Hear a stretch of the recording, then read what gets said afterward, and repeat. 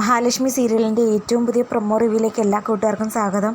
അങ്ങനെ മഹാലക്ഷ്മിയെ കാണാനായിട്ട് മോഹിനിയമ്മ കുറച്ച് പലഹാരമൊക്കെ ആയിട്ട് കമലേശ്വരം വീട്ടിലേക്ക് വന്ന് ബെല്ലടിക്കുന്ന സമയത്ത് ഡോറ് വന്ന് തുറക്കുന്നത് മറ്റാരുമല്ല, നമ്മുടെ ദുർഗയാണ്.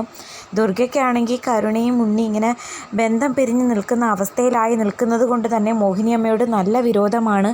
മോഹിനിയമ്മയ്ക്ക് മഹാലക്ഷ്മിയോടാണ് അല്പസ്നേഹം കൂടുതൽ എന്നുള്ളത് പ്രതാപനും മുത്തശ്ശിയൊക്കെ പറഞ്ഞ് ദുർഗയ്ക്ക് അറിയാം. അത് വെച്ചിട്ടാണ് ദുർഗ മോഹിനിയോട് ഇച്ചിരി അകൽച്ചയൊക്കെ കാണിക്കുന്നത്.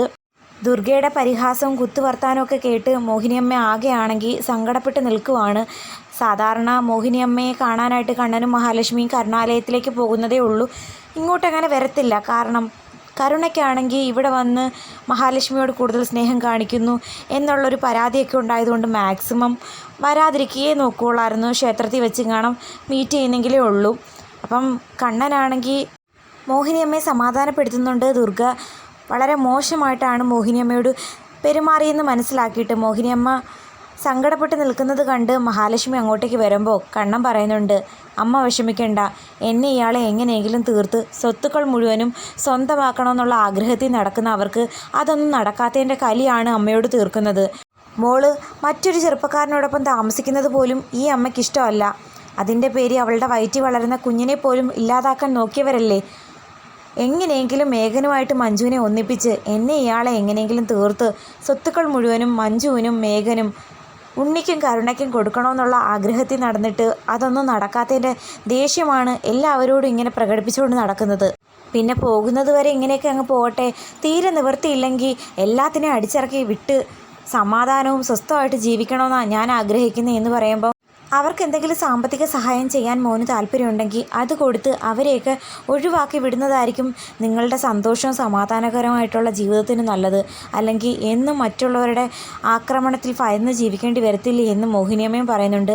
അമ്മ എന്തായാലും വാ, ഞാനൊരു ചായ ഇട്ട് തരാമെന്ന് പറഞ്ഞ് മഹിയാണെങ്കിൽ അമ്മയെ കൂട്ടിക്കൊണ്ട് പോകുന്ന സമയത്ത് മോഹിനിയമ്മ ഇത്രയും പലഹാരമൊക്കെ കൊണ്ടുവന്ന് കൊടുക്കുന്നത് കണ്ട് സംശയം തോന്നി.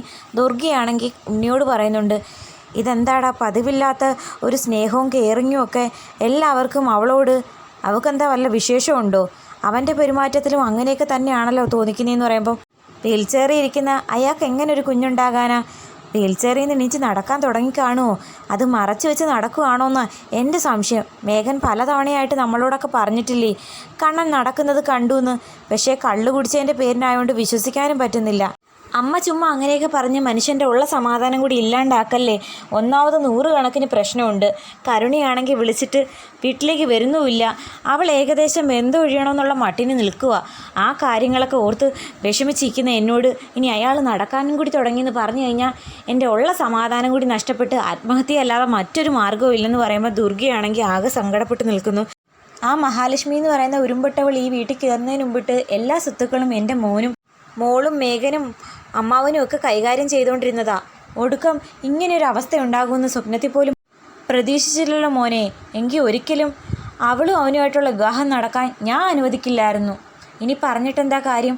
മുൻകൂട്ടി കാര്യങ്ങൾ കണക്കാക്കാനുള്ള ബുദ്ധി വേണമായിരുന്നു. അല്ലെന്നുണ്ടെങ്കിൽ ഇങ്ങനെയൊക്കെ സംഭവിച്ചില്ലേ ഉള്ളൂ അതിശയമെന്ന് ഉണ്ണിയാണെങ്കിൽ ദുർഗാമ്മയെ കുറ്റപ്പെടുത്തിക്കൊണ്ട് അകത്തേക്ക് പോകുന്നുണ്ട്. അതേസമയം സീമന്തിനി അമ്മയാണെങ്കിൽ വാമദേവനോട് പറയുന്നുണ്ട്, ഞാൻ അടുത്തിടയ്ക്ക് കരുണമോളുടെ മുത്തശ്ശിയെ വിളിച്ചിരുന്നു. എന്നിട്ട് അവരെന്തു പറഞ്ഞു? കരുണയുടെ പിണക്കമൊക്കെ മാറിയോ? ഓ, ഈ പിണക്കം അങ്ങനെ മാറുന്ന ലക്ഷണമൊന്നുമില്ല.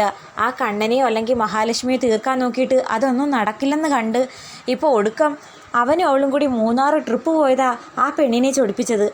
അതുകൊണ്ടിനി ഉണ്ണിയായിട്ടൊരു ദാമ്പത്യ ജീവിതം വേണ്ടെന്ന് തറ തട്ടി നിൽക്കുക കരുണമോളെന്നാണ് പറയുന്നത്. അവളെ തെറ്റു പറയാനും പറ്റില്ല, കോടീശ്വരിയല്ലേ.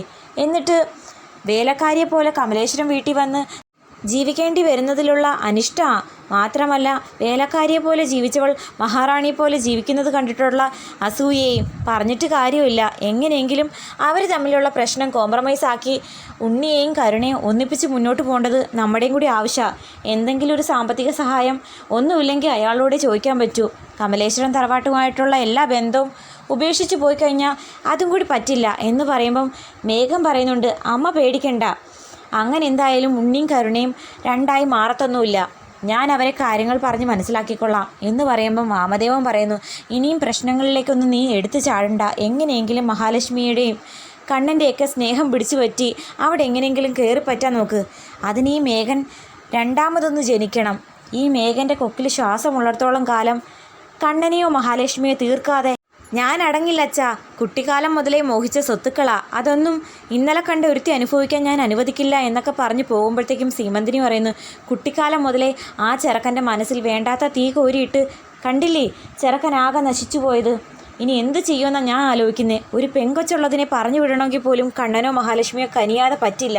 ഇവൻ ഇങ്ങനെ ഏറി മാറി നിന്ന് അവരെ ദ്രോഹിക്കാൻ നടന്നു കഴിഞ്ഞാൽ അതും കൂടി ഇല്ലാതാകുമോ എന്നുള്ള പേടിയിലാണ് ഞാനിപ്പം മുന്നോട്ട് പോകുന്നേ എന്നൊക്കെ പറഞ്ഞ് വാമദേവനെ സീമന്തിനെയാണെങ്കിൽ വല്ലാതെ കുറ്റപ്പെടുത്തുന്നു. അപ്പം എന്താകുമെന്ന് കാത്തിരിക്കാം.